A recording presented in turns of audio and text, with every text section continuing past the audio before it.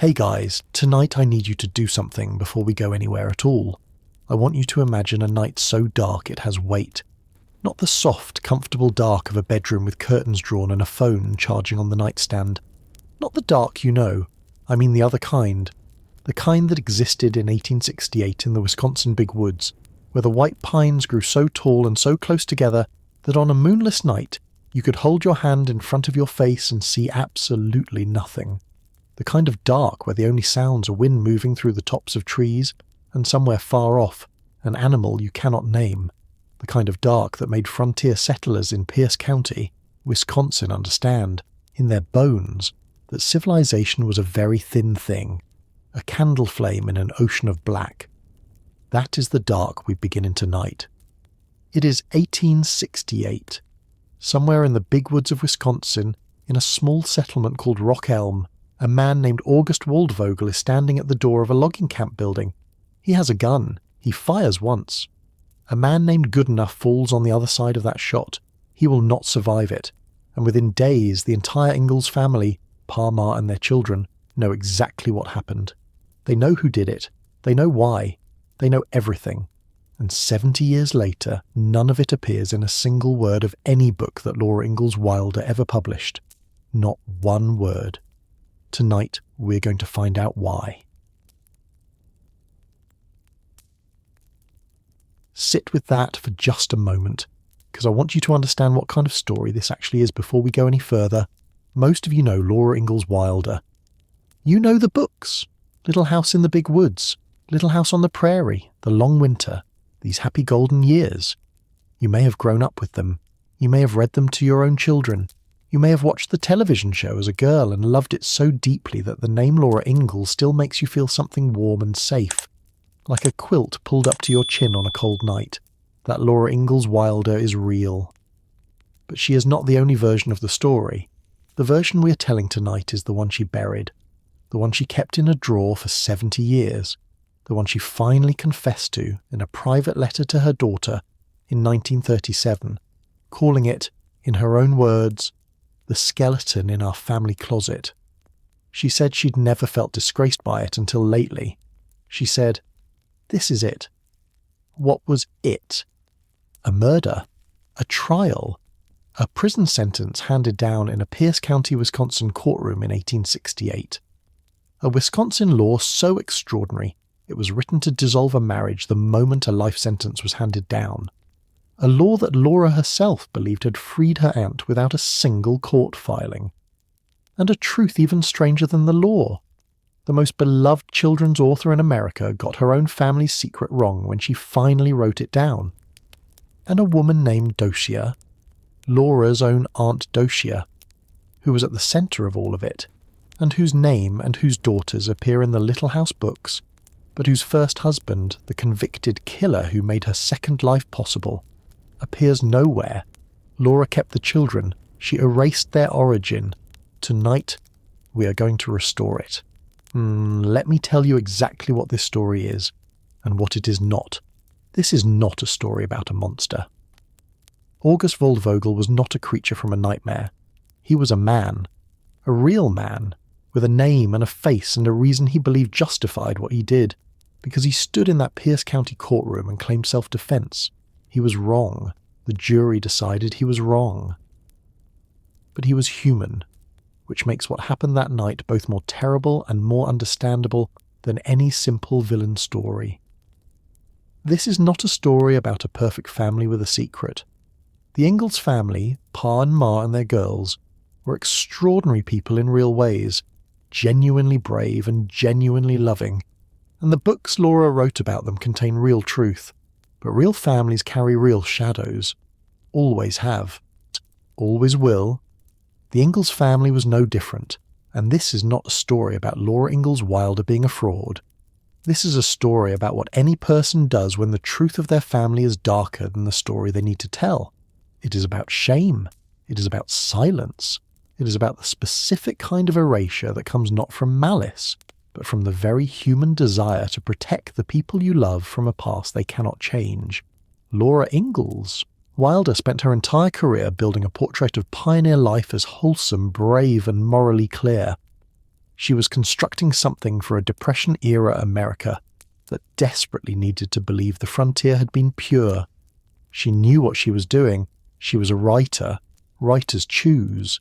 And what she chose, every single time she sat down at that writing desk in Mansfield, Missouri, was to leave August Waldvogel out of the story.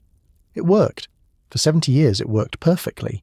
And then, in 2014, the South Dakota Historical Society Press published Pioneer Girl, the annotated autobiography, the raw, unpolished first draft of Laura's memoir, with scholarly annotations that cracked open secrets the published books had sealed shut for decades. One of those annotations, Annotation 42, Note 51, changed everything. It reproduced a private letter that Laura had written to her daughter Rose in 1937, a letter that was never meant to be read by anyone outside that family. A letter in which the most beloved children's author in America quietly admitted that a man named Lena's father, the first husband of her Aunt Docia, had been sentenced to prison for life. And that sentence, by the operation of a Wisconsin law written 19 years before the murder, had dissolved their marriage the moment the verdict was read. That gave Aunt Docia a divorce, Laura wrote. Later she married High Forbes. Oh yes, there are skeletons in our family closet, but I never felt disgraced by them until lately, and this is it. 7 sentences, written in private, never intended for publication, and they unravel nearly a century of carefully constructed mythology. And tonight, we're going to walk through the full story. We're going to go back to the Wisconsin big woods in the years before Laura was old enough to understand anything at all. And we're going to meet the people at the centre of this.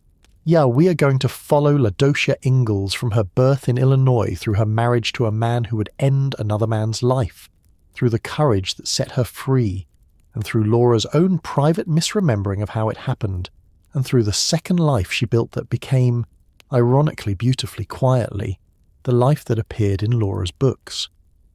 We're going to sit with Laura herself in 1937, 70 years old and famous and ashamed, writing a letter by lamplight in Missouri. And we are going to ask the question that the books never asked. What does it mean to build an American mythology on a foundation of deliberate silence? Before we go there, I want to plant one thought in your mind. A thought we will return to at the very end of tonight's story. Laura Ingalls. Wilder's books are beloved for a reason. They are honest about hardship. They are honest about hunger and cold and the particular grinding weight of surviving a life that never gave you quite enough. In that honesty, they are extraordinary.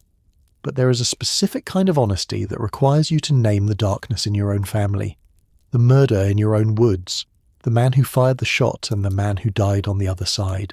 That honesty Laura did not choose. And tonight, we're going to understand exactly why. Settle in. Close your eyes if you want to, and let the story come. Because where we're going tonight is the Wisconsin big woods in the 1860s, a place Laura loved, a place that shaped everything she ever wrote, and the story hidden inside it is one she spent her entire life hoping no one would ever find. Someone found it, and you are about to hear it. The quiet that followed that gunshot in the dark did not last long. It never does. In a frontier community the size of Rock Elm, Wisconsin in 1868, news did not need a newspaper. It travelled the way all urgent things travelled in small settlements, person to person, cabin to cabin, across the distance between one smoke-rising chimney and the next.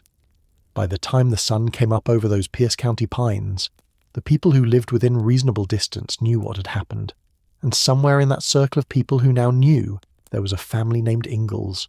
Pa knew. Ma knew. And eventually, years later, their daughter Laura would know too. Not because she remembered it. She was too young to remember anything at all in 1868, but because it was the kind of story that families carry. The kind that gets whispered at the edges of conversations, never quite told all the way through, living in the spaces between what people say and what they actually mean. But before we can understand what that night cost the Ingalls family, we have to understand who is at the centre of it. Not August Waldvogel, not yet. First, we need to know Docia. Her full name was Laura Docia Ingalls, and she was born on July 15th, 1845, in Washington Township, Kane County, Illinois. That birth date matters more than it might first appear. It places Docia 22 years older than her niece Laura. It means she was already a grown woman, already married, already building her own life, by the time the little girl who would one day write about her was old enough to form her first memories. By the time Laura Ingalls sat down decades later to write about the big woods of Wisconsin, her Aunt Docia was a figure from the early chapters of her own story, someone she knew through family stories and brief encounters, rather than through the kind of daily closeness that burns a person into your bones. And that distance, geographical, generational, is part of what made the silence possible. But we are getting ahead of ourselves. In 1845, the Ingalls family was living in Illinois. Docia's father was Lansford Whiting Ingalls, and her mother was Laura Colby Ingalls. If those names feel familiar, they should. Lansford and Laura Colby were the grandparents of the Laura Ingalls Wilder the world would eventually come to know. Docia was one of their children. So was Charles Philip Ingalls, born in 1836. 9 years his sister's senior, the man the world would know as Pa. Think about that family for a moment, because it matters to everything that follows. Pa Ingalls and Docia Ingalls grew up in the same house. They shared the same parents, the same table, the same childhood experiences in Illinois farm country, before the family began the westward movement that would define the next generation. Charles was 9 years older than his sister, which meant that by the time Docia was old enough to have a real relationship with her brother, he was already a young man. But siblings are siblings. The bond was there, and when both of them ended up in the Wisconsin big woods in the 1860s, Pa with his own young family, Docia building her own life, that bond was still there, operating quietly in the background of everything that was about to happen. The 1850 census confirms the Ingalls children in Illinois, the record that gives us Docia's birth information, and establishes the family structure with the kind of certainty that census records provide when they have not been tampered with, which these have not. She was 5 years old in 1850, a child in an Illinois farming family, in the years before the Civil War, in the years before any of them knew that the Prairie would call them west, and that their lives would be shaped by a restlessness that was part of who the Ingalls were in their bones. Here is what we know about Docia Ingalls as a young woman, and here is what we do not know, because this story demands that kind of honesty. We know she was one of several children in the Ingalls household. We know the family eventually made its way to Wisconsin, following the same pattern of westward movement that characterized thousands of American families in the 1850s and 1860s, always looking for better land, cheaper land, land that had not yet been worn out. Wisconsin in those years was drawing settlers from Illinois and Ohio and Indiana and New York, people who had heard that the soil was rich and the timber was thick and there was still land to be claimed. We know that Docia's brother Charles, who had become Pa, settled with his wife Carolyn, Ma, in Pepin County, Wisconsin, in the area that Laura would later describe in her books as the Big Woods. The trees there were extraordinary. White pine and oak and maple and birch so dense that in summer you could walk for a quarter mile in any direction from a cabin and still not see the sky. It was the kind of country that felt both abundant and suffocating depending on your temperament, the kind that made some people feel held and safe and made others feel the walls closing in. We do not know exactly when Docia arrived in Wisconsin, or exactly what her life looked like in the years before she met August Waldvogel. No diary has survived. No personal letters from this period of her life are known to exist. She is present in the census records, she is present in the family tree, and she is present in Laura's brief references to her in the books.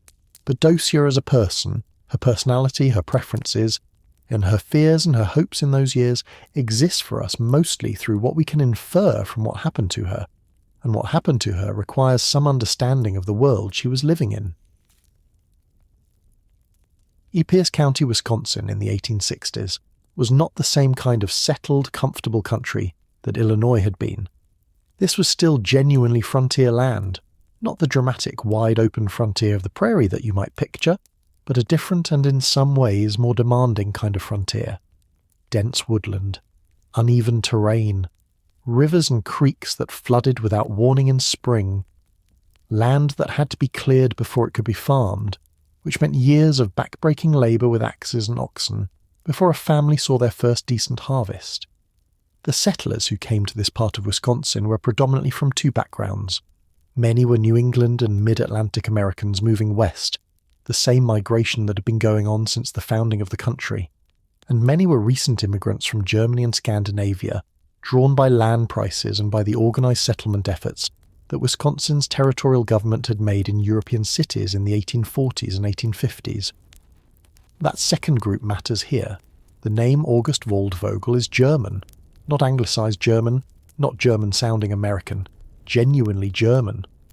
Waldvogel means, in German, forest bird. It is an ordinary German surname, the kind that appears in records from Bavaria and Baden and the Rhineland. August Waldvogel was, in all likelihood, either an immigrant from Germany himself or the son of German immigrants, part of the significant wave of German-speaking settlers who had been arriving in Wisconsin since the 1840s. This matters because it tells you something about the social texture of Rock Elm in the 1860s. This was a mixed community, long-established American settlers alongside recent European arrivals, English-speaking families alongside German-speaking families, people with deep roots in American frontier culture, alongside people who were still learning what America expected of them. The friction that sometimes develops in that kind of mixing, over land, over livestock, over the invisible boundaries that frontier neighbours had to negotiate without any formal legal framework to rely on, that friction was real and it was constant. We do not know, with certainty, why August Waldvogel fired a gun at a neighbour named Goodenough in 1868. The court records, which exist in the Pierce County Archives and the Wisconsin Historical Society, would tell us more about the alleged motive than any source currently available to researchers outside those archives. What we do know is that Waldvogel stood before that circuit court and claimed self-defence. The jury did not believe him. We will get to that moment, the courtroom, the verdict, the sentence, in the chapter that follows this one. But before we arrive there, we need to understand what it meant that Docia Ingalls was married to this man. Docia Ingalls married August Waldvogel sometime around 1866 or 1867. The exact date has not been confirmed in any source accessible to researchers outside the Pierce County marriage records, which have not been widely digitised. She would have been approximately 21 or 22 years old. He would have been, we do not know exactly. His birth year is not confirmed in any source currently available. What we know is that they were married, that they were living in the Rock Elm area of Pierce County, and that their marriage lasted no more than a year or two before August Waldvogel committed a crime that would erase it entirely. What was that marriage like? We do not know. And this is the moment in the story where we have to be absolutely honest with you. Because these are real people, and the temptation to fill in the gaps with speculation is enormous, and we are not going to do it. No letters from Docia describing her husband have survived. No account from neighbours describing the Waldvogel household has been found. No evidence of what their home looked like, what their daily life consisted of, whether the marriage was happy or difficult or simply ordinary in the way that most marriages are, complicated and unremarkable at the same time. What we can say is this: Docia Ingalls was a 23-year-old woman in the Wisconsin Big Woods in 1868, and everything she thought her life was going to be was about to be destroyed by a single gunshot on a dark night. She had not fired the gun. She had nothing to do with the death of the man on the other side of that glass. But she was married to the man who had. And in 1868, in Pierce County, Wisconsin, that meant her life was about to change in ways she had no power to anticipate, no power to prevent, and no map to navigate. Because nothing in her Illinois childhood, nothing in her Wisconsin frontier life had prepared her for the specific catastrophe of being the wife of a convicted killer. Before we go any further, I want to make sure you understand the world Docia was standing in when this happened. Because the frontier Wisconsin of 1868 was not the frontier Wisconsin of a Laura Ingalls Wilder novel. The books present the big woods as a place of warmth and safety and hard work and family love, And those things were real, genuinely real, not invented. But the books do not show you the other side of frontier life, the side that existed alongside the warmth and the fiddle music and the maple syrup and the winter nights. The other side looked like this. There was no police force. There was a sheriff in Pierce County and a court, and a legal system that functioned.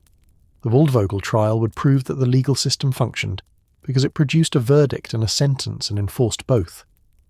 But day to day, in the hours between dawn and dark on a frontier farm, order was maintained by community consensus and the implicit threat of violence, not by any institutional enforcement of the rules. Neighbours policed each other through social pressure.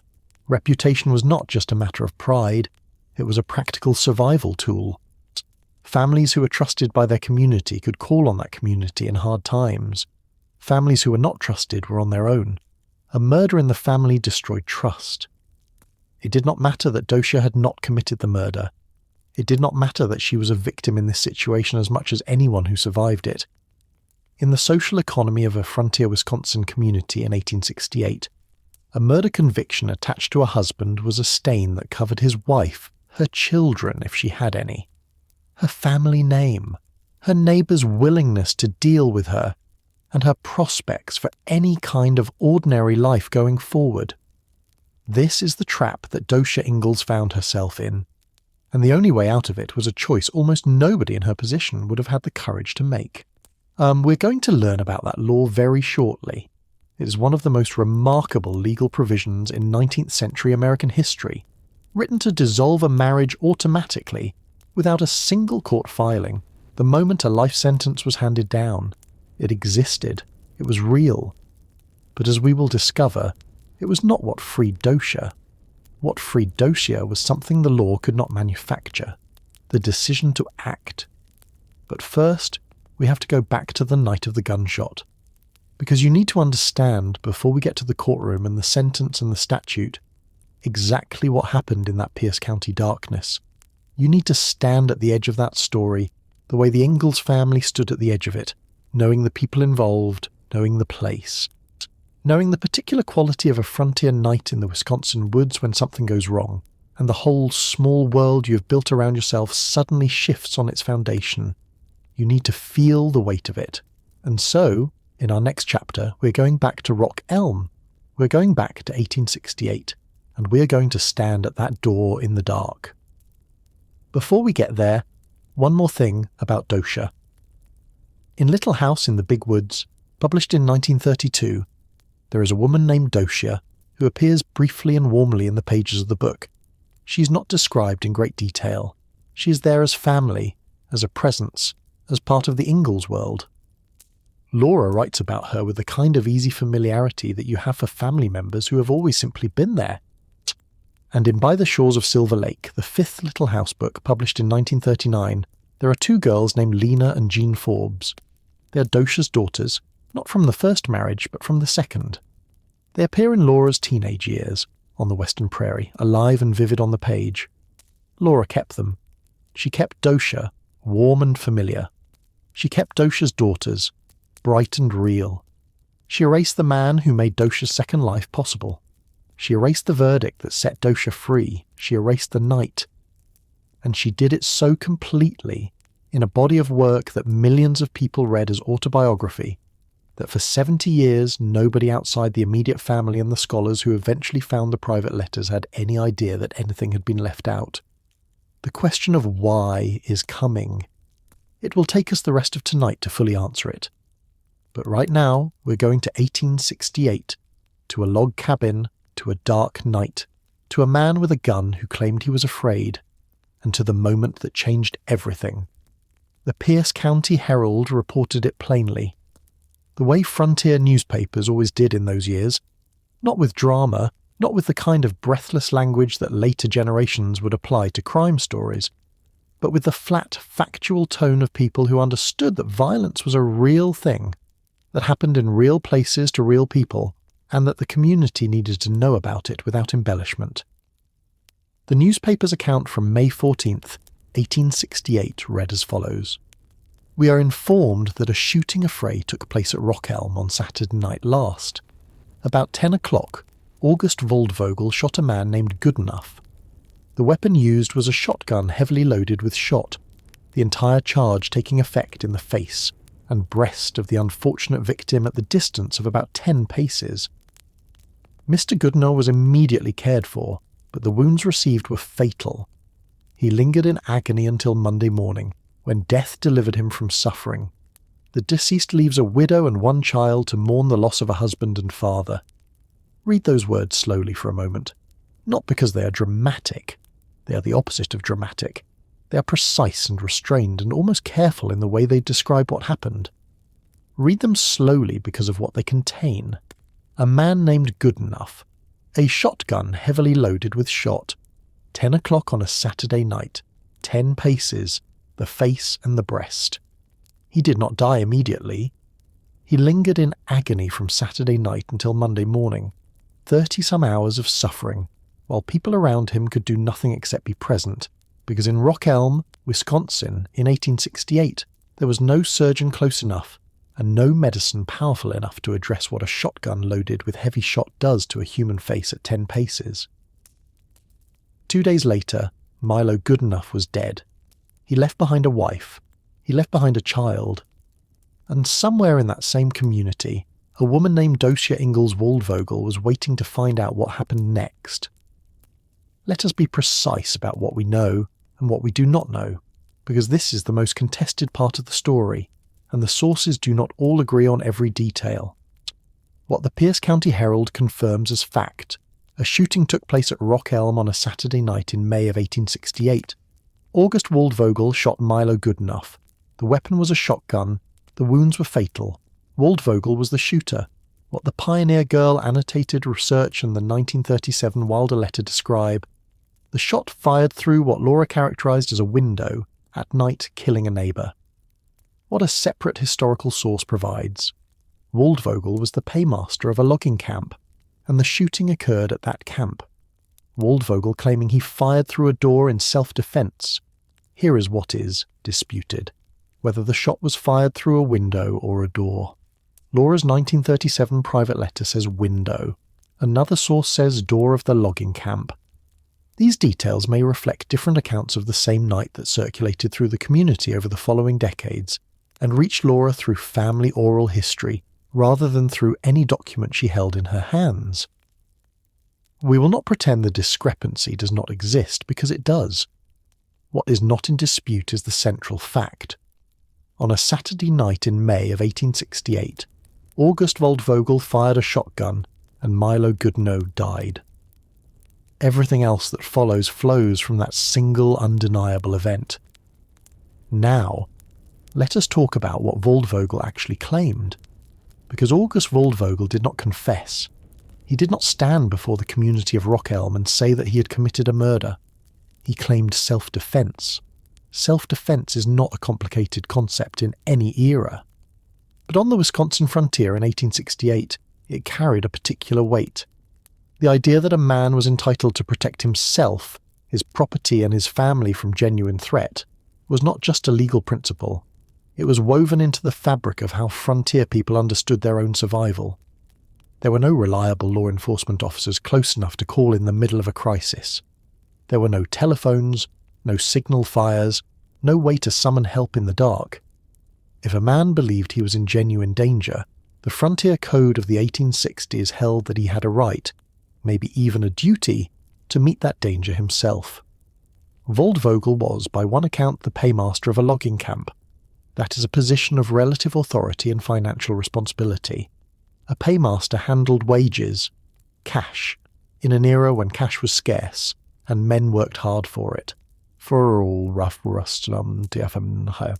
It is not difficult to imagine, in the world of a Wisconsin logging camp in the late 1860s, the kinds of disputes that could arise around money and wages, and the particular tensions of men living and working in close quarters in isolated country.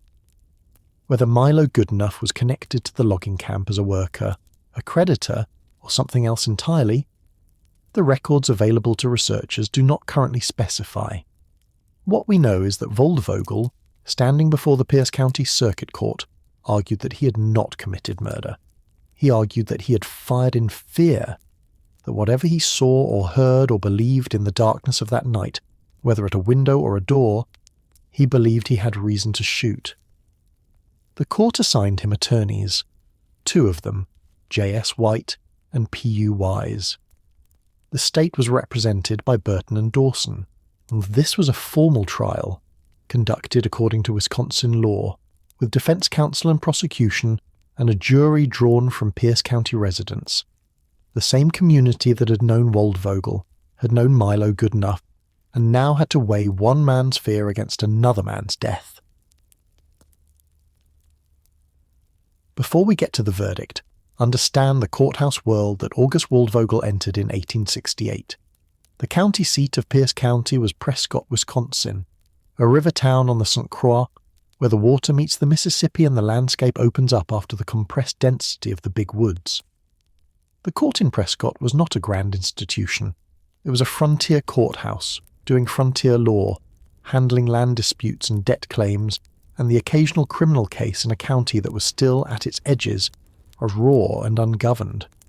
But it was a functioning court. It had procedure. It had law. And the law, in Wisconsin in 1868, was clear on the subject of murder.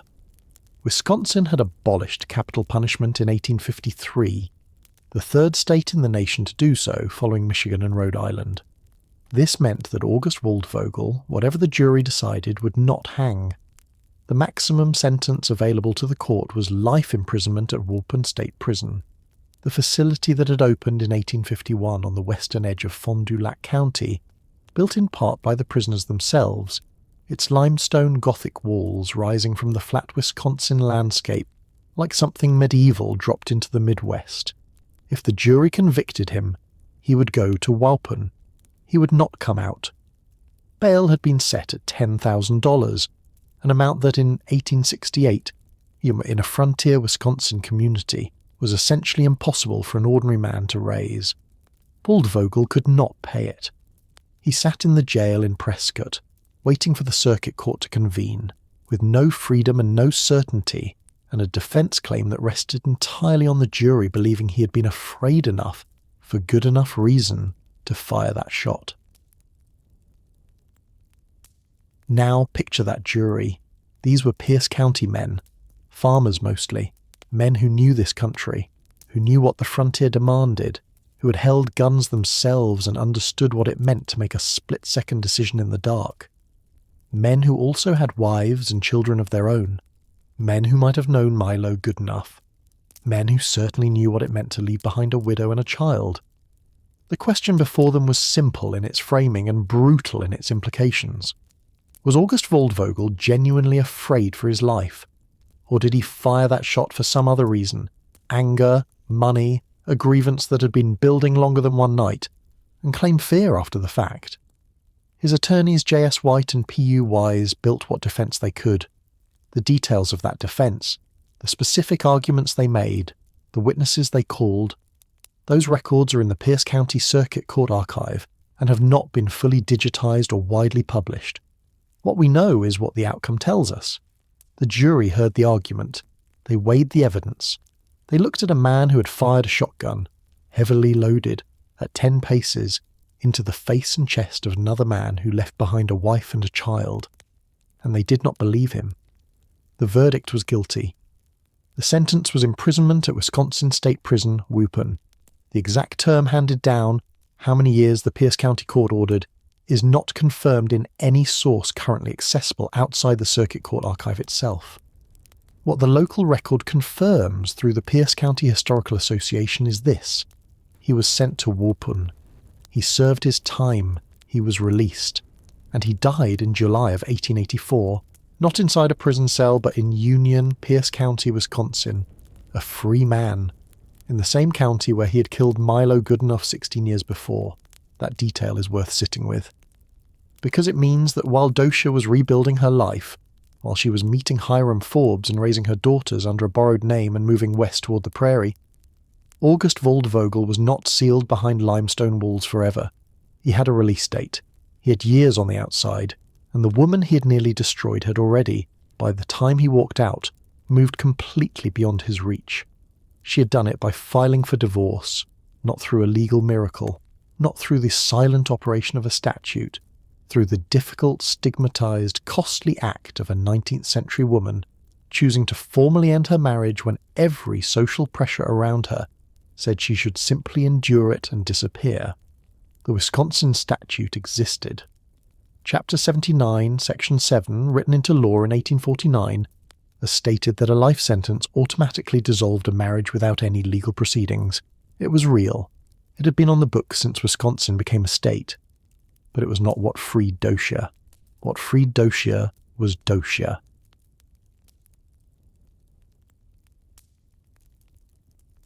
And at that precise moment, not the moment of the shooting, not the arrest, but the moment the sentence was handed down in that Pierce County courtroom, something happened that had nothing to do with August Waldvogel's guilt or innocence. Something happened to Docia. She made a choice. Wisconsin statute. Chapter 79, Section 7, written into law in 1849, stated plainly that a life sentence automatically dissolved a marriage without any legal proceedings. It was real.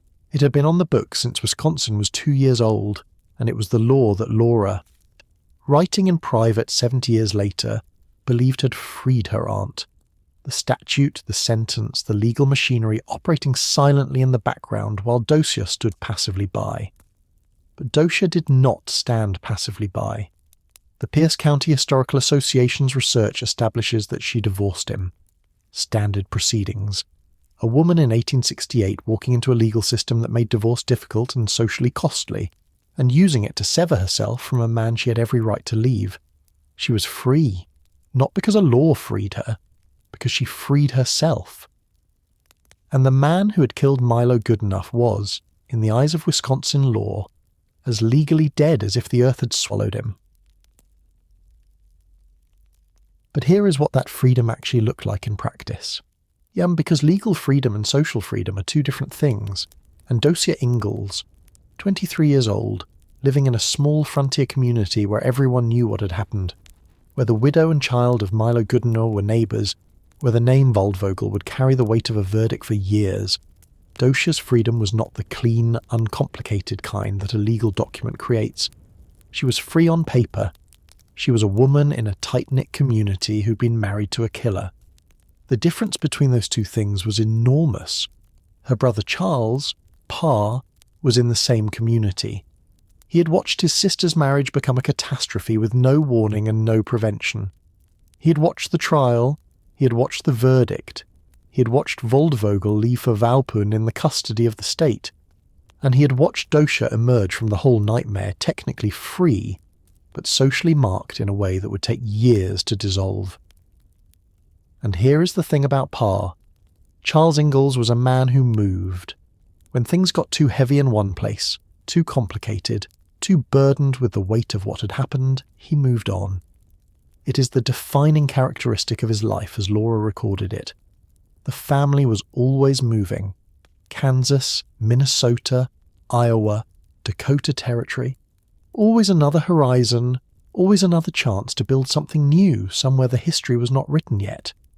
Whether the Waldvogel murder and trial contributed to the Ingalls family's movements in the years immediately following, that is not confirmed in any source, but the timing is not meaningless. The late 1860s and early 1870s were years of significant movement for the Ingalls family. The years when Pa was making decisions about where to go next, what to try next. Meanwhile, Docia was still in Wisconsin, and she was about to do something that required the particular kind of courage that nobody outside a 19th century frontier community fully appreciated, the courage to start over. Yeah, that courage, and what it produced, is where our next chapter goes. Because in the years that followed the verdict, Docia Ingalls did not disappear. She did not fold herself into the role of the disgraced woman and remain there until she vanished from the record. She built a second life. She married again. She had 7 daughters. 2 of those daughters, bright, vivid, are real, ended up in the pages of a book written by her niece. And the man whose conviction had destroyed Docia's first life and whose imprisonment had made her second life possible was sitting in a limestone prison in Walpun, forgotten on purpose, by everyone who loved Docia. But there is one more person we have to account for before we move to Docia's second life. One more person who sat somewhere in the orbit of that Pierce County courtroom, processing what had happened, measuring it against what he knew and what he believed and what he intended to do with the rest of his family's story. A little girl in Pepin County, Wisconsin. She was 1 year old in 1868. She would not understand any of this for decades, but one day she would write down everything she remembered and everything she chose to leave out. She was pregnant when it happened. Sit with that for a moment, because that single fact changes the entire texture of what Docia Ingalls experienced in the weeks and months after that Saturday night in May of 1868. When August Waldvogel fired that shotgun and Milo Goodenough spent 2 days dying in agony, and the Pierce County court machinery ground toward its verdict, Docia was carrying a child. Lena, her first daughter, was not yet 2 years old, and inside her, another life was already growing that would be born into a world in which her father had been convicted of murder. That child was the one Laura would one day call Jean in the pages of By the Shores of Silver Lake. The one who was actually named Jean, the one whose birth name was not Forbes at all but Waldvogel. Yet as here is the precise shape of what Docia's life looked like in the immediate aftermath of the verdict. The divorce had been filed, the legal proceedings completed. Docia had done the work herself, the uncomfortable, stigmatized, courageous work of formally ending a marriage in an era that did not make that easy for any woman. She was, in the coldest technical sense, free. But free looks different when you are 23 years old, pregnant, already caring for a toddler, living in a small frontier community where your husband has just been convicted of killing a neighbour, and the only family network available to you is a brother, Charles, Pennsylvania, who had his own young family to manage, and parents who were still living in the region. The social reality was this: Docia was not disgraced in the way that a woman who had done wrong is disgraced. She had not committed any crime. She had not caused the death of Milo Goodenough. The community at some level understood that, but understanding and forgiving are not the same thing as forgetting. And frontier communities in the 1860s did not have the luxury of psychological nuance. A murder had happened. A man was in prison. His name was Waldvogel. His wife's name had also been Waldvogel. The first practical act of survival that we can trace in the record is this. At some point after Jean was born, a child who came into the world already fatherless in every meaningful sense. Docia appears to have moved back within closer reach of her own family, her parents, her siblings, the Ingalls network that, whatever its limitations, was the only thing standing between her and complete isolation. And then August Waldvogel died. This is where the historical record becomes uncertain in a way that matters, and we owe it to you to be precise about that uncertainty. Here is what the local historical record actually tells us, and it is stranger and darker than what the family remembered. Waldvogel did not die in Ropun. He served his sentence, was released, and died in July of 1884 in Union, Pierce County, Wisconsin, of what one account describes as stomach cancer, 16 years after he fired that shot, back in the same county where Milo Goodenough was buried. The family's version, that he died young, that the prison had ended him, was the version that travelled through the generations and landed in Laura's 1937 letter. Memory tends toward the cleanest possible closing. The truth was messier. Another account does not specify the cause. The confirmed record establishes that Waldvogel died in July of 1884 in Union, Pierce County, Wisconsin. A free man, released after serving his sentence back in the same county where Milo Goodenough was buried. What matters for Docia's story is the practical effect of that death. Because Docia had already done the work herself, filing for divorce, completing the proceedings, closing that chapter on her own terms. But there is a specific difference between being legally separated from a living man who is imprisoned 60 miles away and being the widow of a dead one. Death is cleaner. Death is final. Or death removes the possibility, however remote under that statute, that August Waldvogel could one day reappear on the edges of her life. Death meant the story of Docia's first marriage could be closed completely, boxed, and stored somewhere at the back of the family memory, where it would not interfere with the ordinary business of surviving the 1870s. Docia was approximately 25 years old when Waldvogel died. She had 2 small children, she was living in Wisconsin, and she was, in every sense that mattered, starting from nothing. The route to her second life ran through a coincidence of names that is almost too neat to be believed, except that it is documented and real. Docia Ingalls had a brother named Hiram, not Charles, a different brother, one of several siblings in the Ingalls family. While visiting her brother Hiram Ingalls, Docia met a man named Hiram Forbes. 2 Hirams, 2 different people, one meeting that would define the next several decades of Docia's life. Hiram Forbes was from Ellsworth, Minnesota, just across the Wisconsin state line. The exact date of their meeting is not confirmed, but what we know is that Docia Ingalls and Hiram Forbes married in 1872, 4 years after the Waldvogel murder, 2 years after Waldvogel's death, when Docia was 26 or 27 years old, and her 2 children, Lena and Jean, were old enough to know they had a mother and young enough to grow up understanding Hiram Forbes as the nearest thing to a father they would have. And here is the fact that makes this detail permanent. In the 1880 census, a document filed with federal enumerators that carried the weight of official record, those 2 children are listed not as Waldvogel, but as Forbes. The name had been changed, quietly, without any formal legal announcement. The kind of change that happens in families when what was is simply too heavy to carry. When the only practical act of mercy available to a mother is to give her children a name that does not begin every introduction with an explanation. Lena Waldvogel became Lena Forbes, Jean Waldvogel became Jean Forbes, and in the 1880 census, that is exactly who they are. Forbes' children, children of a man named Hiram, in a family that had set its face toward whatever came next. The name August Waldvogel does not appear in that census record. It does not appear anywhere in the official Ingalls family record after 1868. The erasure had already begun, not by Laura, not yet, by the family, by Docia herself, by the collective, wordless agreement of people who had survived something and decided that surviving it meant not carrying it visibly on your body for the rest of your life. The family Docia built with Hiram Forbes was large by any measure. Together they had 7 daughters, Ida, Adeline, Emma, Mary Amanda, Maud, and 2 others whose names appear in the records. 7 daughters, born across roughly a decade and a half. A household full of girls, full of noise and labour, and the particular organised chaos of a frontier family with 9 mouths to feed. Because Lena and Jean were part of this household too. Yeah, Forbes' children now in every practical sense.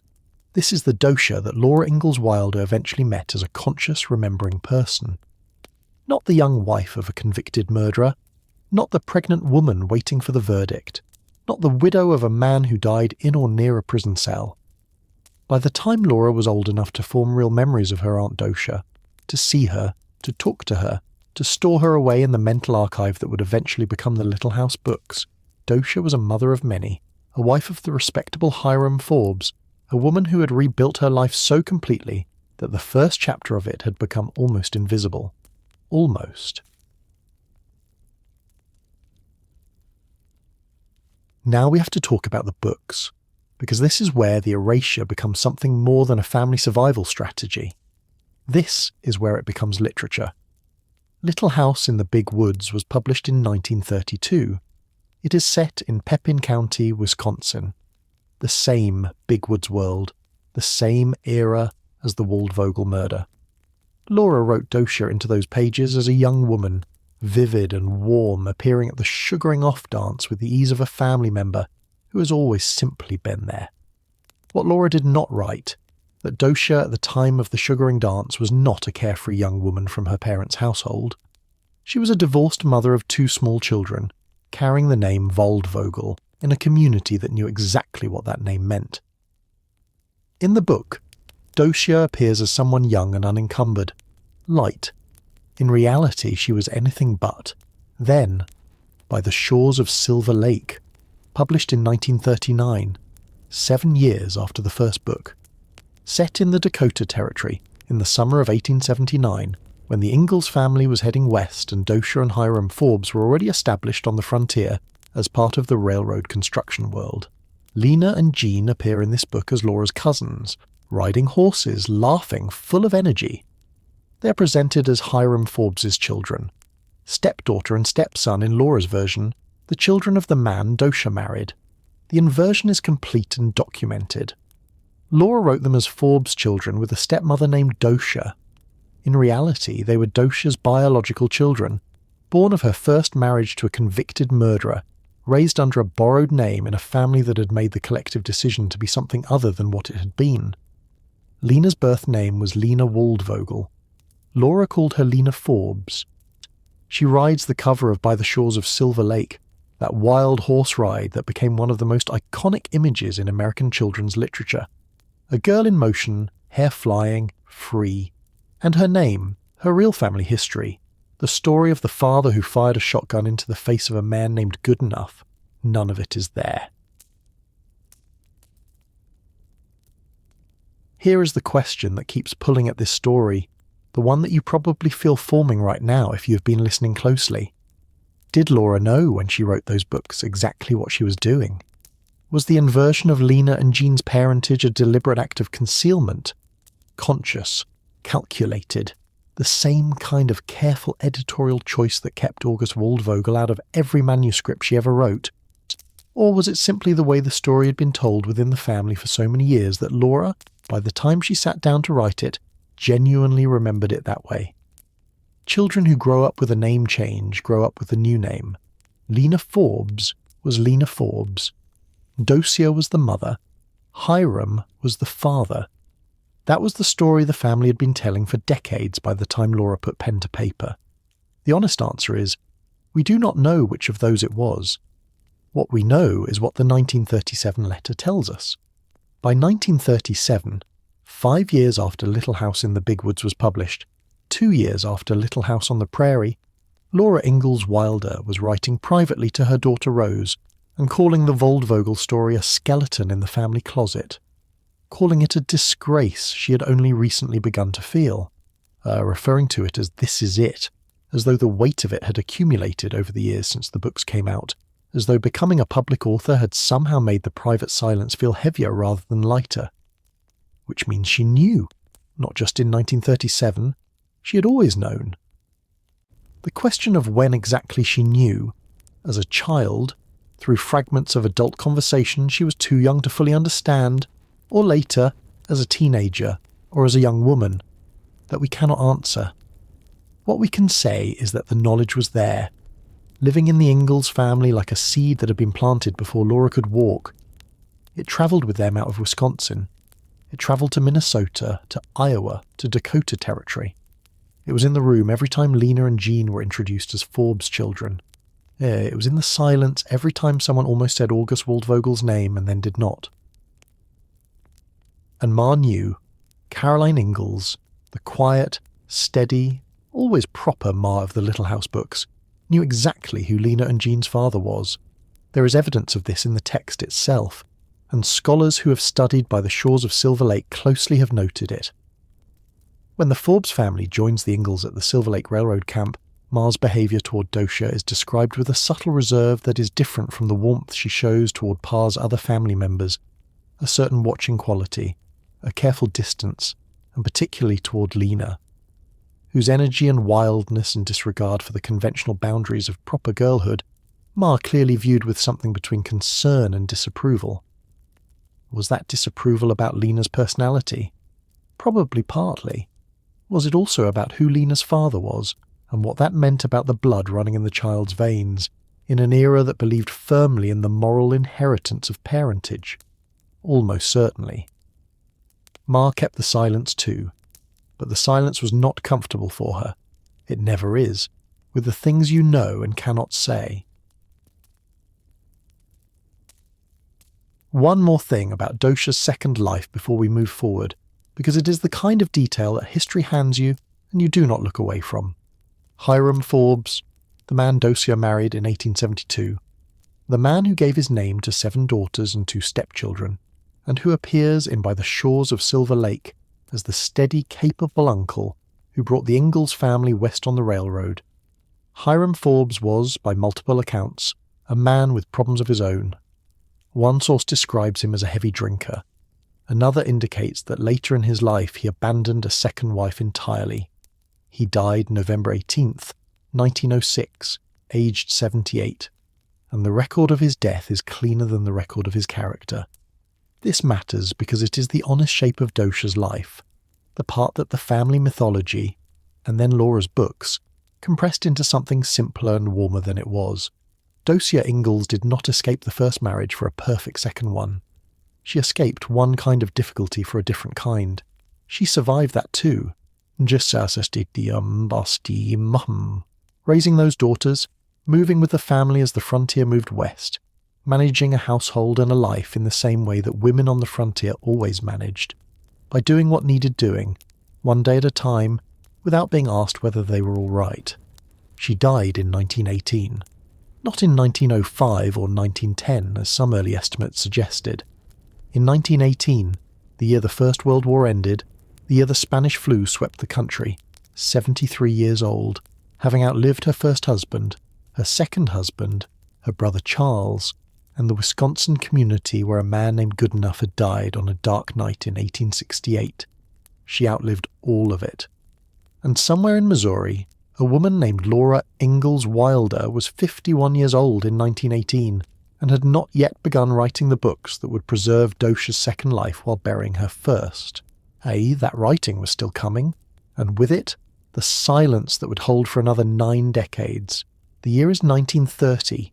The Great Depression has been grinding the country down for 12 months. At Rocky Ridge Farm in Mansfield, Missouri, the apple orchard is bare. The money is thin in the way that money gets thin for people living on a farm in the Ozarks when the markets have collapsed, and the world has decided that everything you worked for is worth less today than it was yesterday. Laura Ingalls Wilder is 63 years old. Her husband Almanzo is in his 70s. Their daughter Rose, who has spent the last 2 decades as one of the most successful magazine journalists in America, whose byline appeared in the Saturday Evening Post and Cosmopolitan and Harper's, who has travelled to Albania and Lebanon and lived in Paris. Rose is back at Rocky Ridge because her own finances have been crushed by the Depression too. The 2 women, mother and daughter, are living on the same property for the first time in decades. Laura in the Rock House, a stone house Rose had built as a gift for her parents years earlier. Rose in the original farmhouse over the ridge within walking distance. It is Rose who has an idea. She tells her mother, "Write down your memories. Write them out as a narrative. We will sell it as a magazine serial and get some cash." And so Laura Ingalls Wilder, at 63 years old, sits down and begins writing the story of her own life. She calls it Pioneer Girl. She writes it in pencil, on paper. In the farmhouse they have lived in since 1894, she writes about the big woods of Wisconsin. She writes about the prairie of Kansas. She writes about Plum Creek in Minnesota and Silver Lake in Dakota Territory, and the long winter and the courtship and the marriage and the years and years of frontier life that have been sitting inside her, fully formed, waiting to be taken out and set on paper for the first time. She writes about Docia. She writes about Lena and Jean. She writes about the Forbes family and the railroad camps and the wild ride on the horse and the Dakota summer and every vivid, particular detail of a life she's been carrying in her memory for 6 decades. She does not write about August Waldvogel. Not a sentence. Not a name. Not a shadow of a reference to the man who fired a shotgun through a door in Rock Elm in 1868. The murder that happened when she was 1 year old. The trial that sent her aunt's first husband to Walpen for life. The Wisconsin statute that dissolved the marriage. The name changes in the 1880 census. The entire first chapter of Docia's life. Gone. Absent. Not there. And this is the moment where the story requires us to ask the hardest question it contains. Was this a deliberate choice? Or had the family oral tradition already done its work so thoroughly that Laura, reaching back 60 years, simply remembered Docia as she had always been presented, as a Forbes woman, a mother of Forbes daughters belonging entirely to her second life? We cannot answer that with certainty. But we can tell you what the evidence suggests. Laura was 1 year old when August Waldvogel was sentenced. She could not have remembered the trial. She could not have remembered the community's reaction. She could not have remembered Docia's face in those weeks. What she could have, and almost certainly did have, was a lifetime of family conversation that existed in the gaps. The hushed adult exchanges, the careful subject changes, the names that came up and then did not come up again, the particular silence that surrounds a thing a family has decided not to name. She knew it was there. Families always know. She simply did not know, as a child, exactly what it was. But here is the critical detail. By the time Laura sat down to write Pioneer Girl in 1930, she was 63 years old. She had been an adult for over 4 decades. She'd had decades of ordinary adult life in which the shape of her own family history had clarified. She had been present for the conversations her parents had. She'd watched Docia move through the world as a Forbes woman. She had known, at some level, that adults know things even when they have not been formally told, that there was something in the Wisconsin chapter of the family story that did not get spoken aloud. And when she sat down to write Pioneer Girl, she made a choice. Whatever that choice was, conscious erasure, unconscious omission, the internalized family decision finally expressing itself through her pen, the result was the same. The murder did not appear. On May 7th, 1930, Laura handed the manuscript to Rose. Almost 74,000 words, written for an adult audience, the raw, is unpolished account of a life that was genuinely extraordinary. Prairie blizzards and crop failures and the particular grinding beauty of a frontier childhood that had already, by 1930, passed so completely out of American experience that it was becoming mythology, even while Laura was still alive to remember it. Rose read it.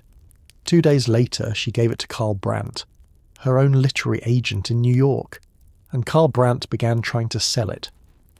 What followed was, by any standard, a frustrating series of rejections. 3 separate versions of the manuscript circulated through New York publishing in 1930 and 1931.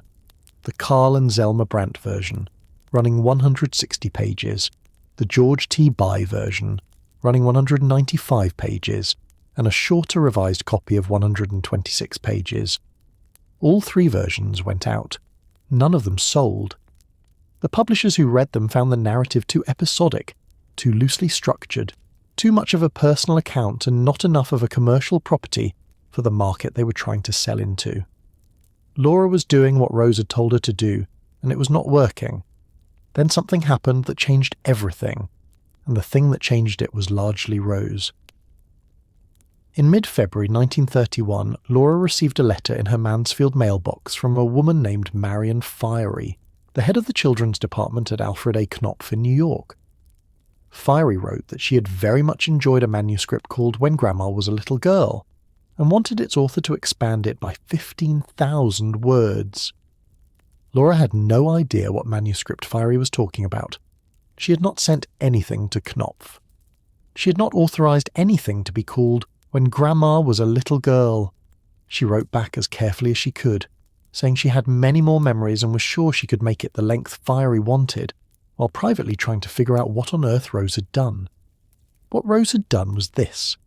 Without telling her mother, she had taken the Wisconsin chapter of Pioneer Girl, the Big Woods material, the childhood in the log cabin, Pa's fiddle, and the sugar snow and the bears and the long evenings of storytelling, and she'd run it through her own typewriter, expanded it, sharpened it, shaped it into something that read like a children's book, and she had sent it to Knopf under a title Laura had never chosen, without asking.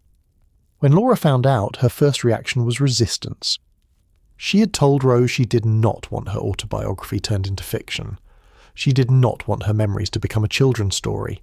She was writing for adults. She was writing her own life, not a book for children.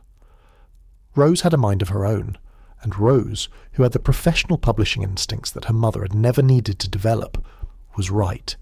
The Wisconsin chapter became Little House in the Big Woods, published by Harper & Brothers in 1932, when Laura Ingalls Wilder was 65 years old.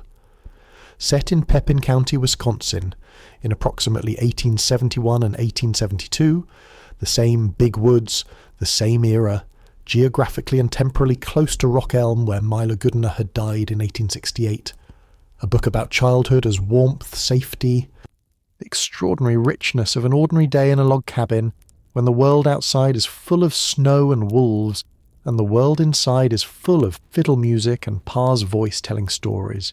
Beautiful, genuine, true in all its warmth, and missing from its pages every trace of August Waldvogel.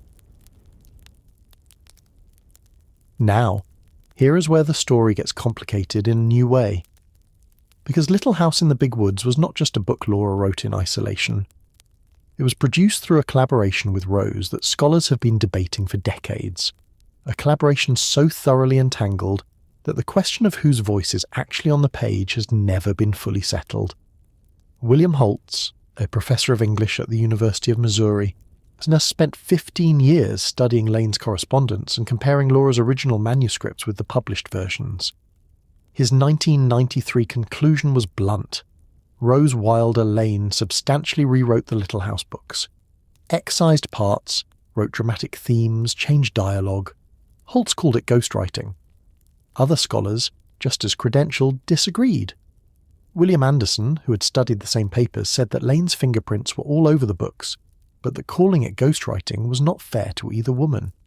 That what actually happened was a collaboration, deep, sometimes contentious, shaped by the particular dynamic of a mother and daughter who loved each other and infuriated each other in equal measure. The consensus today, held by most Wilder scholars, is somewhere between those positions. Laura provided the memories, the emotional truth, the specific sensory detail that no ghostwriter could have invented because no ghostwriter had been in those places on those days. Rose provided the structural intelligence, the commercial instincts, the ability to see which moments could carry a chapter and which were excess weight. Together they made something neither of them could have made alone, and together, whether consciously or through the accumulated weight of family silence, they kept the murder out. And here is the thing about Rose that matters for this particular story. Rose Wilder Lane was not simply Laura's editor. She was a woman who had spent her entire adult life building an intellectual and political identity around a specific vision of American freedom. Self-reliance, individual liberty, the pioneer spirit as the core of what made America worth defending. She would eventually become one of the three founding mothers of the American libertarian movement, alongside Ayn Rand and Isabel Patterson. Her political writing was serious and influential and deeply committed to the idea that the American pioneer tradition represented something morally clarifying about the human capacity for independence. The Little House books were, in Rose's hands, not just her mother's childhood memories, they were proof, evidence, the living demonstration that ordinary people with nothing but their own courage and labour could build something real and good on an empty continent. Into that story, a convicted murderer in the family did not fit. Not because Rose was dishonest, she was in most things extremely direct, but the murder, the trial, the life sentence, the Wisconsin statute, Docia's entire first chapter, all of it contradicted the thesis. The pioneer family was not supposed to contain this. The myth required a certain cleanliness that the truth did not provide. So the truth stayed out, and the books went out. Little House on the Prairie followed in 1935, On the Banks of Plum Creek in 1937, each one adding another layer of the mythology, each one building the world that readers across America were falling in love with, a world of hardship and resilience and family love, and the particular beauty of a country that was still, in those years, raw enough to be shaped by the people living in it.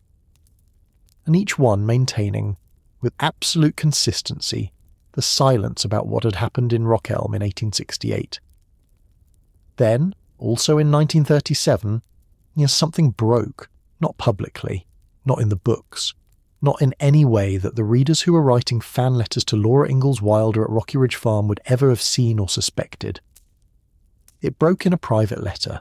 Laura was writing to Rose, as she often did, the letters moving between Mansfield and wherever Rose was living at the time, that sustained long-distance conversation between two women who could not quite live near each other, but could not quite live without each other either.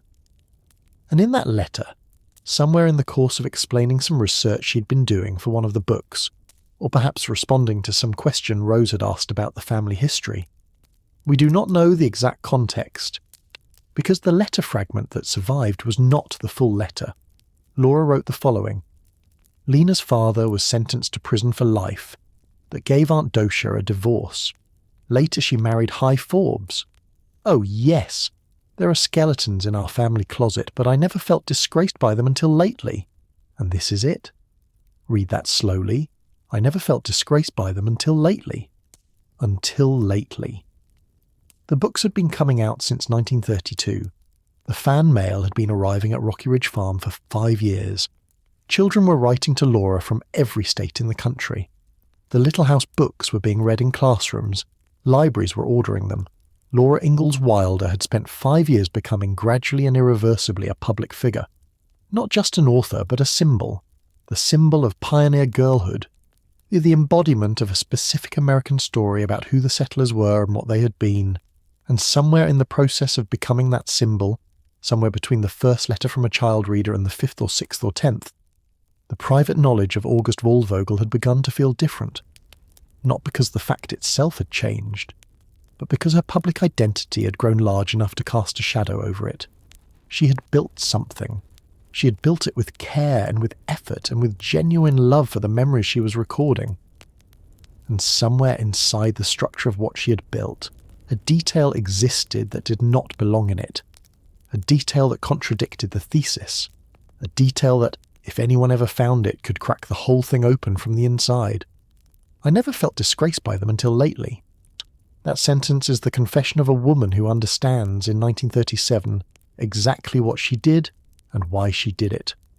Not a woman who forgot.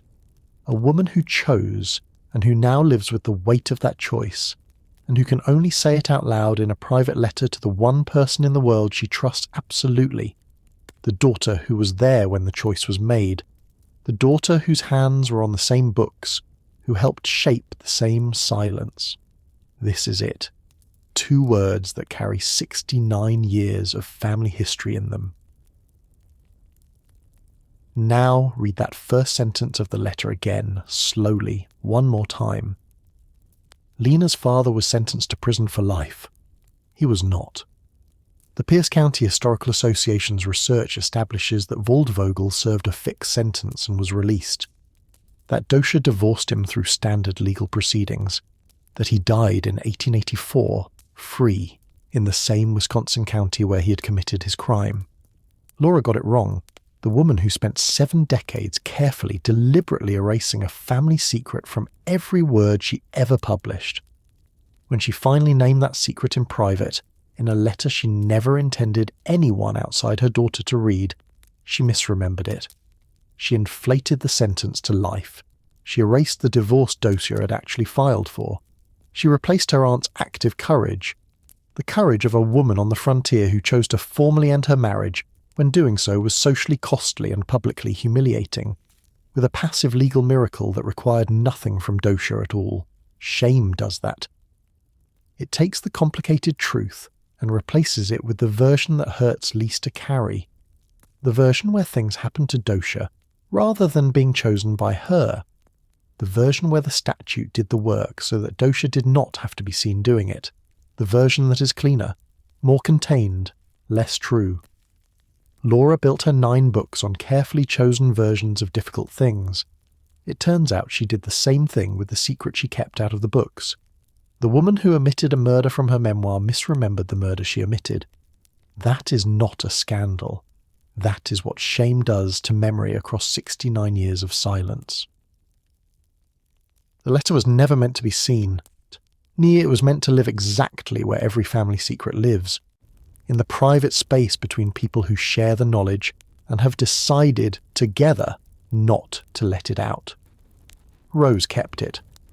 Whether she filed it deliberately or it simply passed into the archive of her papers, it survived.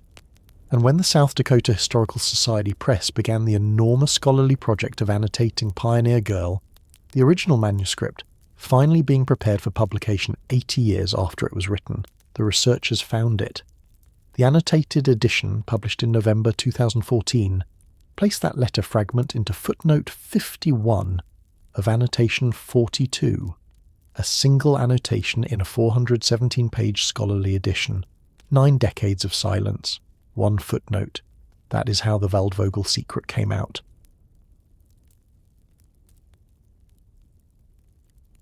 But before we get to 2014, we have to understand one more thing about what happened in the years between 1937 and the last Little House book.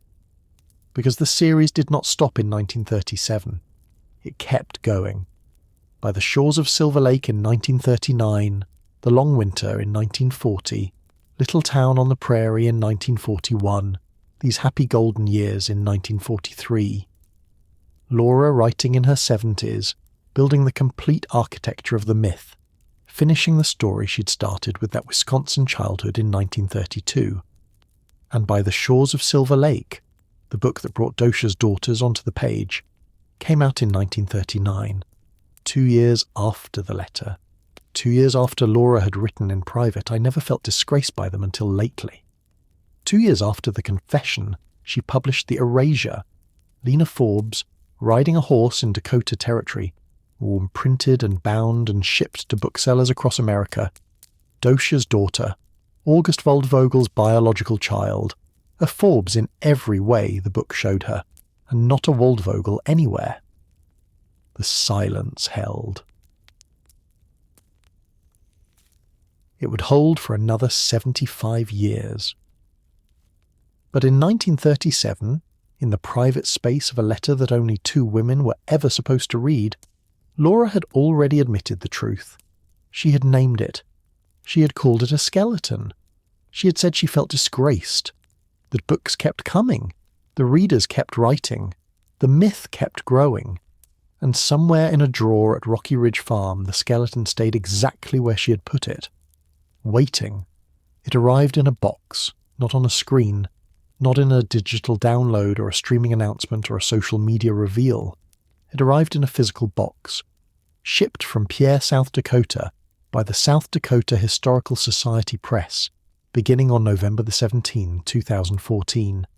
A large book, heavy. Its cover showing a sepia photograph of a young Laura Ingalls Wilder, eyes direct, expression unreadable in the way that photographs from the 1880s are always unreadable. The exposure times too long for anything but stillness.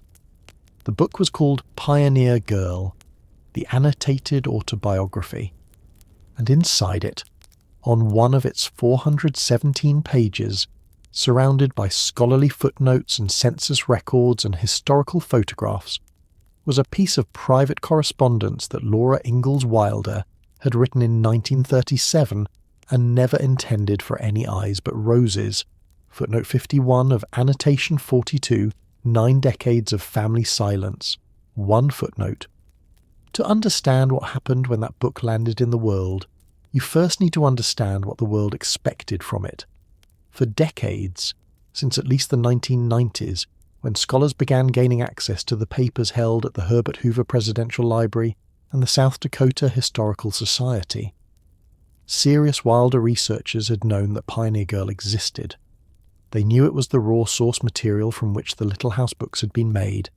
They knew it had been written for adults, written in pencil on paper tablets, written before Rose had shaped anything, and before Harper and Brothers had polished it, and before millions of children had turned it into a national mythology. They expected, when the annotated edition finally came out, to find a grittier version of the story they already knew.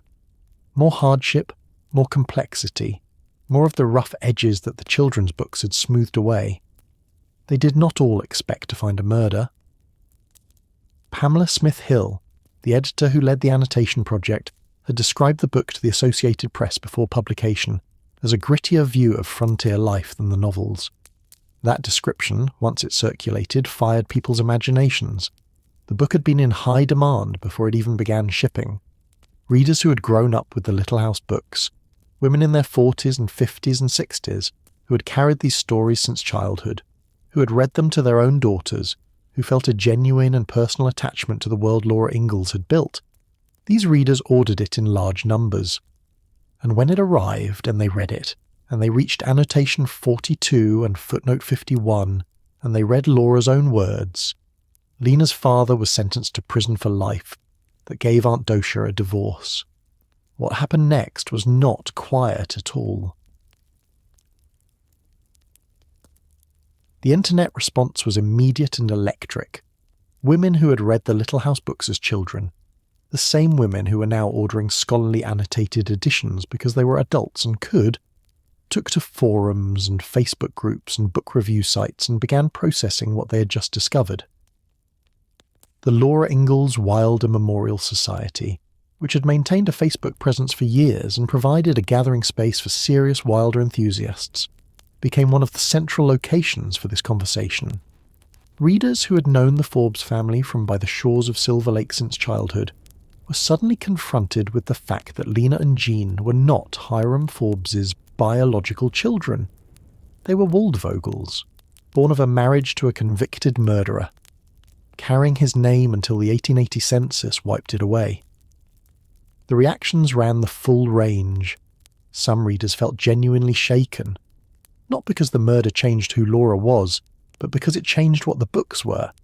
The Little House series had always occupied a particular space in the American consciousness, held up as both beloved fiction and reliable history, read in classrooms as a window into pioneer life, cited in conversations about what the American frontier was really like. The annotation did not just reveal a family secret. It raised a larger question that the scholarly community had been circling for years, but that was now suddenly visible to everyone. How much of what millions of Americans believed about pioneer life came from a body of work that had been carefully, deliberately curated to remove the difficult parts? Other readers pushed back. Every family has secrets, they said. Laura was writing for children.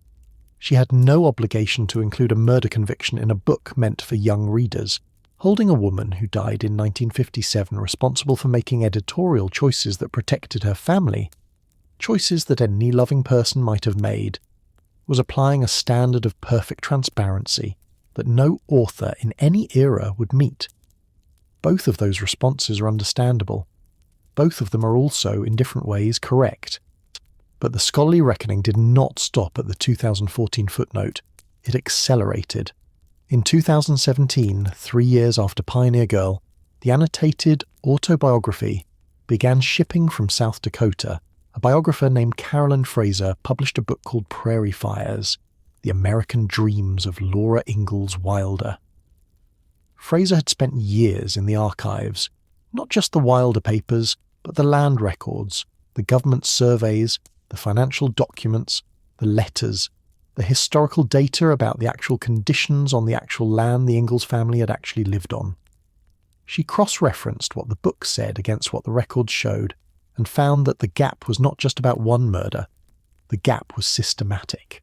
Prairie Fires won the Pulitzer Prize for biography in 2018. That is not a small thing. The Pulitzer Board does not give its highest biographical honour to books that are merely entertaining. They give it to books that change how people understand something important. And what Prairie Fires changed, what it put into language that was clear and documented and impossible to dismiss, was the understanding that the Little House books were not a transparent window into pioneer life.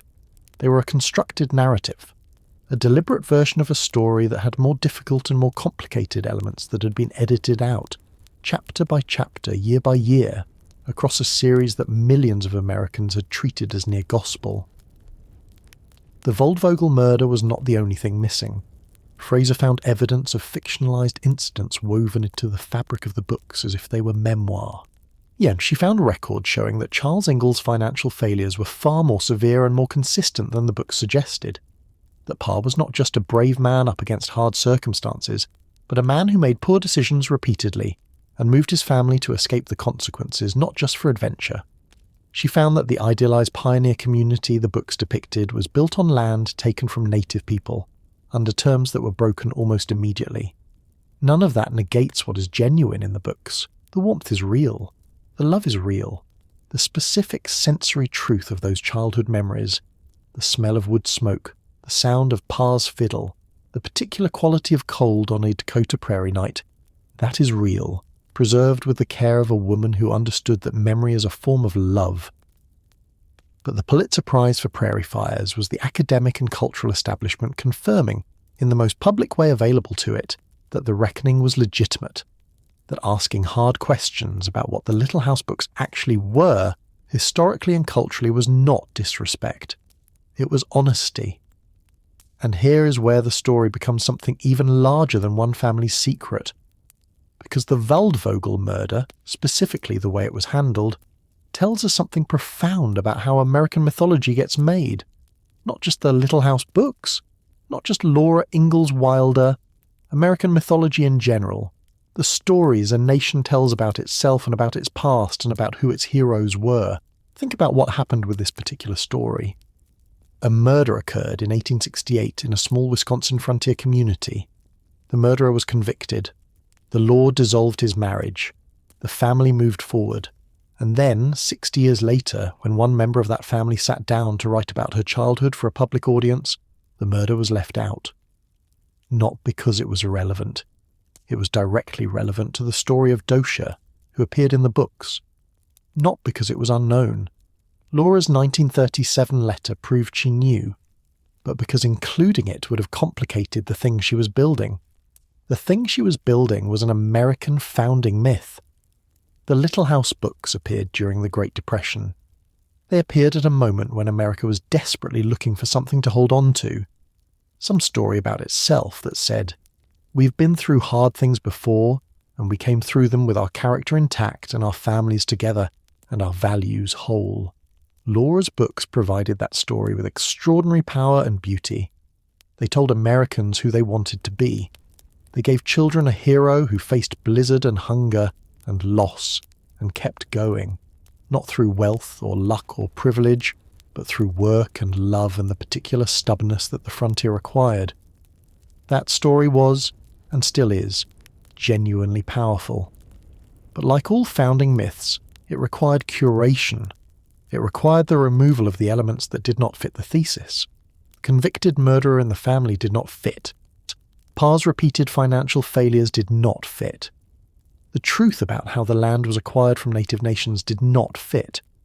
So those things were left out, one by one, in a process so thorough and so consistent that it began to look, from the outside, like the natural shape of the story rather than the shape of a choice. Here is the thing about choices.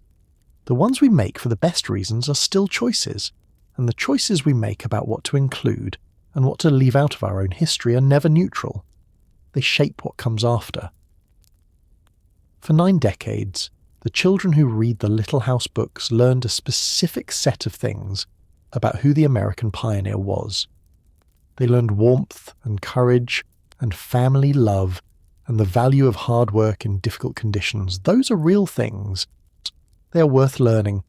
They did not learn that pioneer families carried the same shadows that all families carry, the same shame, the same crime, the same complicated mixture of virtue and failure that belongs to every human life. They did not learn that the woman writing the books was making choices constantly about what version of the past she was building, and that the version she chose served purposes beyond simple autobiography. And when the Footnote cracked the silence open in 2014, what flooded in was not just curiosity about a murder. It was the human need to know that the people we hold up as icons were actually people, with family secrets, with shame, with the same gap between the life they presented and the life they lived that every person who has ever been afraid of their own past understands from the inside. And Laura Ingalls Wilder felt disgraced. She said so in 1937, in a letter she never expected anyone to read, and that private, specific, entirely human admission is the thing that makes her more real and more worth understanding than the icon ever was. But here is what keeps pulling at this story even after all the facts are on the table. Even after the 2014 publication, the 2017 Pulitzer, the internet forums and the Facebook discussions and the scholarly articles, even after everything that has been uncovered and analysed and debated, Docia's daughters did not know. Think about that. Lena Forbes, who rode that horse across the Dakota Prairie, and ended up on the cover of a beloved American children's book, Lena grew up understanding herself as Hiram Forbes' stepdaughter, and bearing a name that had been chosen for its distance from a convicted killer. She did not choose that name. She was too young when the change was made. She grew up inside the story the family had built around her, the same way all children grow up inside the stories their families build, accepting the version they're given because they have no other. Did Lena know, as an adult, who her biological father was? Did Jean know? Did either of those women, living their lives in the decades after Waldvogel's death, ever sit with the knowledge that their real name, the name they were born with, belonged to a man who fired a shotgun into another man's face on a Saturday night in May of 1868? Those answers are not in the record. The record goes quiet here, in the way that records go quiet when the people involved were ordinary people who did not leave papers and were not famous and whose inner lives no archive preserved. But the question lives in the silence, and it leads us finally to the last chapter of tonight's story. Because there is one more person we have not fully reckoned with, one more set of choices we have not fully examined, and one more question, the one planted at the very beginning of tonight, the one we promised we would come back to, that is waiting to be answered. What does it mean to spend your life becoming a legend, and to carry inside that legend a secret you called a skeleton? What does it cost? And what does it mean for the rest of us? Every woman who has ever held a piece of her own family history at arm's length and decided, for reasons that felt necessary at the time, not to name it out loud.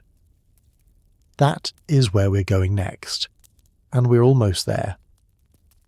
There is a photograph of Laura Ingalls Wilder taken sometime in the 1930s. She's sitting at a desk. She's wearing a dark dress. Her hair is white, pinned back the way women of her generation kept it. Her hands are resting near paper, or perhaps a typewriter. The record's not precise about which. She's looking at the camera with an expression that is not quite a smile and not quite something else. It is the expression of a woman who has been many things in her life, and is now, in her late 60s and early 70s, becoming something new, a legend. She looks comfortable in the photograph. She looks like someone who knows who she is, but we know, because she told us in 1937, in a letter she thought no one but Rose would ever read, that the woman in that photograph was carrying something she had carried for decades without naming it publicly, without acknowledging it in any manuscript, without letting it surface in any of the 9 books she would eventually publish. Something she called a skeleton. And what we want to understand in this final chapter is not just what that skeleton was. We know what it was. We have spent this entire evening looking at it clearly. What we want to understand is what it cost her, what it costs anyone when the decision to protect a family from its own history becomes a weight that follows you through the decades without ever quite setting down. Laura Ingalls Wilder died on February 10th, 1957. She was 90 years old. She had outlived her husband Almanzo by 10 years. She had outlived her brother Charles Ingalls, who died in 1902. She had outlived Pa. She had outlived Ma. She had outlived Docia, who died in 1918. She had outlived nearly everyone who had been alive in that Wisconsin bigwoods community in 1868. The people who had known August Waldvogel, the people who had attended the trial, the people who had watched from their own cabins and their own fields while a family absorbed a catastrophe and moved forward. By 1957, almost every living witness to the world she wrote about was gone. She was the last one who remembered. And in the years between 1932, when Little House in the Big Woods first went to the printers, and 1957, when she died in Mansfield surrounded by what remained of her life, those books had become something that no one, and not even Rose with all her commercial instincts, had fully anticipated. They had become a national institution. They had become the story America told its children about who the settlers were and what they built, and what kind of courage it took to build it. They were in libraries and classrooms and on the shelves of homes in every state in the country. They were being read aloud by mothers to daughters the way Laura's pa had read aloud to his family by firelight in the Wisconsin big woods, the image cycling through generations, each one receiving the story from the previous one, none of them knowing that the person who had started the cycle had made choices about what to include and what to leave behind? Here is the question that the 1937 letter opens that no one has fully answered. I never felt disgraced by them until lately. Until lately. What changed? Laura had known about August Waldvogel her entire adult life. She had written around him in Pioneer Girl in the late 1920s. She had written around him in Little House in the Big Woods in 1932. She had watched Docia's daughters appear in By the Shores of Silver Lake, under a borrowed surname without her pen so much as trembling. She had maintained the silence, year after year, book after book, with a consistency that suggests the silence was neither accidental nor effortful. It was simply the way the story was told, the way it had always been told in the Ingalls family. So what was different in 1937? The most likely answer is also the most human one. She had become famous. In 1932, when Little House in the Big Woods was published, Laura Ingalls Wilder was a 65-year-old woman in the Ozarks who had written a children's book. By 1937, she was something else. The series had found its audience. Fan mail was arriving at Rocky Ridge Farm from children across the country. Libraries were stocking the books. Her publisher was asking for more. The name Laura Ingalls Wilder had become, in 5 years, a kind of cultural property. Something that belonged not just to her but to the readers who had taken her childhood into their own hearts and made it part of their own inner geography. When you are a private person, your secrets belong to you. You can carry them on your own terms, keep them in the family, let them live in the silence between what is said and what is not said. When you are a public person, when your name is on the spines of books that are being read to children across the entire country, your secrets are not entirely yours anymore. They belong in some unquantifiable way to the myth, and the myth requires a certain consistency, a certain cleanness. The public Laura Ingalls Wilder, the author of the Little House books, was supposed to be the living proof of the pioneer virtues the books celebrated. Courage, honesty, the plain-spoken integrity of a woman who had grown up without easy comforts and had made something real and good from a difficult life. A convicted murderer in the family did not fit that story. Not because it was Laura's crime, not because it was her fault, but because the myth had grown large enough to be fragile. Large enough that the details which didn't fit it were not merely omitted details anymore. They were threats. They were the specific kind of truth that, if it surfaced, could complicate everything the myth was built on. And Laura felt that. She felt it so clearly, so precisely, that she named it in private, called it a disgrace, said it was a skeleton, and then she kept writing the books. These Happy Golden Years, the 9th and final Little House book, was published in 1943. Laura was 76 years old. The war was being fought on 2 oceans. America needed its stories about itself more than ever. And the last Little House book arrived the same way all the others had. Warm, beautifully observed, full of the specific sensory truth of a prairie girlhood, full of the quiet integrity of people who had faced hard things and kept their characters intact. August Waldvogel does not appear in it. He does not appear in any of the 9 books. He is, in the public record of Laura Ingalls Wilder's published work, exactly as present as if he had never existed. And sitting in Mansfield, Missouri, in 1943, reading the reviews and the fan letters for the last book she would publish in her lifetime, Laura Ingalls, Wilder had accomplished something extraordinary. She had written 9 books. She had sold millions of copies. She had given an entire generation of American children a story about who they were and where they came from. She had built a mythology that would outlast every person who had been alive when the events it described had taken place. She had also buried something. And those 2 things, the building and the burying, were not separate acts. They were the same act performed simultaneously across a lifetime of careful and deliberate work. We do not tell you this to diminish her. That word, diminish, is exactly the wrong one, and we want to be precise about why. What Laura Ingalls Wilder did when she omitted the Waldvogel murder from her books was not unique to her. It was not a peculiar moral failure or an unusual act of dishonesty. It was the thing that human beings have done with their own histories since the beginning of recorded time. They have curated. They have chosen. They have kept the parts that serve the story they need to tell about themselves and set aside the parts that do not fit. Every family does this. Every family has a version of the story it tells itself. A version that contains the love and the courage and the hard-won victories and leaves something in the back of the drawer. A version that presents the people it most loves in the best light it can honestly offer, while quietly looking away from the chapters that would complicate the portrait. Every family has a drawer somewhere. Every family has a letter that was never supposed to be read. Every family has a name that comes up in a certain tone of voice and then disappears from the conversation. Laura Ingalls Wilder's version of the back drawer became 9 books read by millions of people. The scale is different. The mechanism is entirely the same. And when the annotation came, when footnote 51 of annotation 42 cracked the silence open in 2014, in a scholarly edition that neither Laura nor Rose nor any member of the family who had kept the secret was alive to see, what happened was not that a great author was exposed as a fraud. What happened was something more uncomfortable and truer than that. What happened was that she became human again. Because here is what the skeleton in the family closet actually was. It was not just a murder conviction.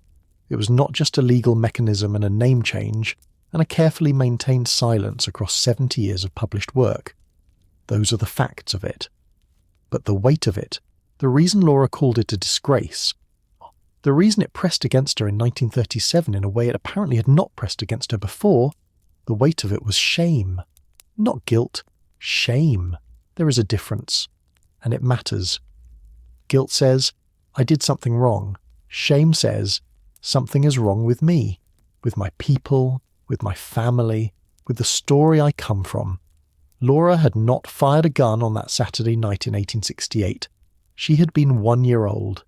She was as innocent of August Waldvogel's crime as Milo Goodenough's widow and child were, and arguably less directly harmed by it. She had nothing to be guilty of, but shame does not require guilt. Shame is inherited. Shame travels in families the way the Ingalls travelled across the frontier, always moving, always building something new somewhere else, but carrying the same essential contents from one place to the next. You can change your name the way Lena and Jean changed theirs. You can omit the chapter the way Laura omitted Waldvogel. You can move to Kansas and Minnesota and Dakota Territory and Missouri and write 9 books and become a legend.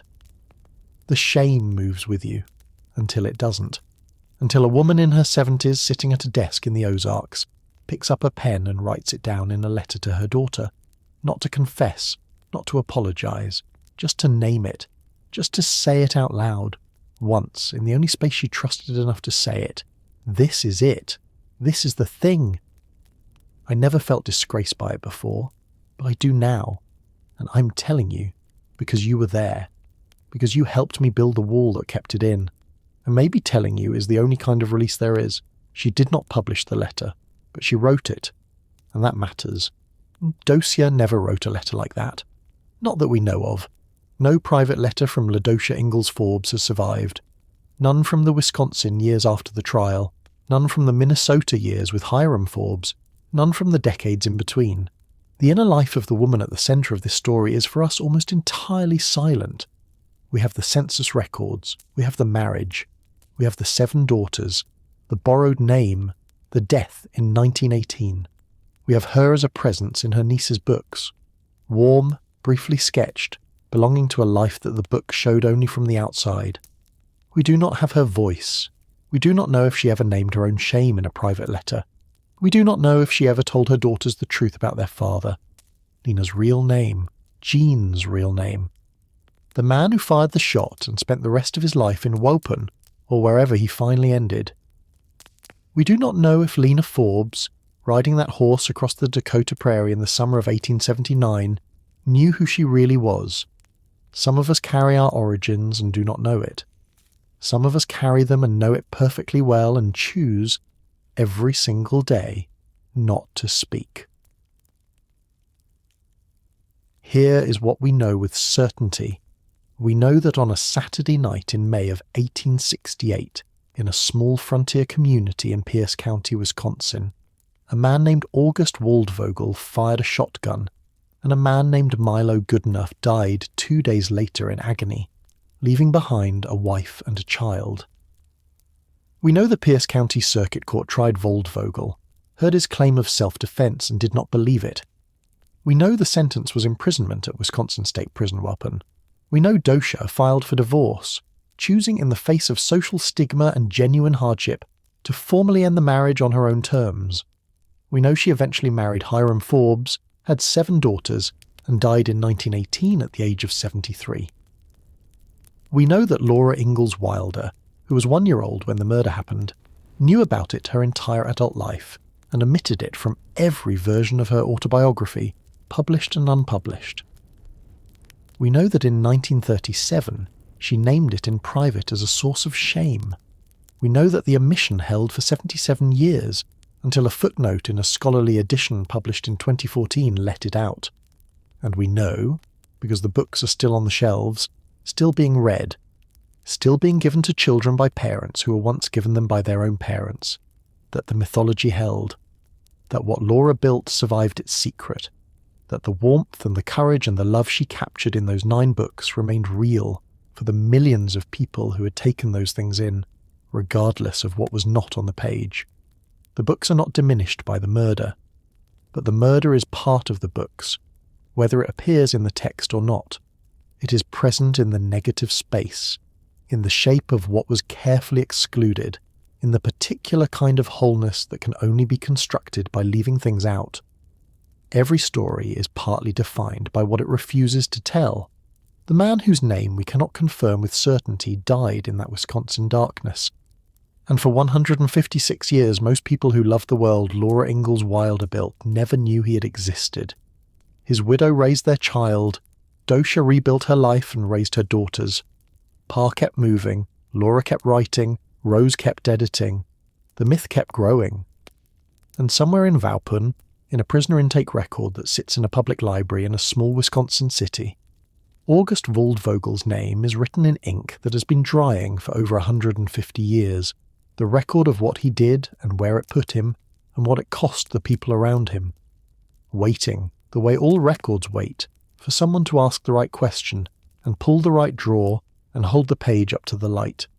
That is what history is, not the stories we tell ourselves, not the myths we build from our best materials, not the 9 books on the shelf or the fan letters in the archive or the photograph of a white-haired woman at a desk in the Ozarks looking comfortable in her legend.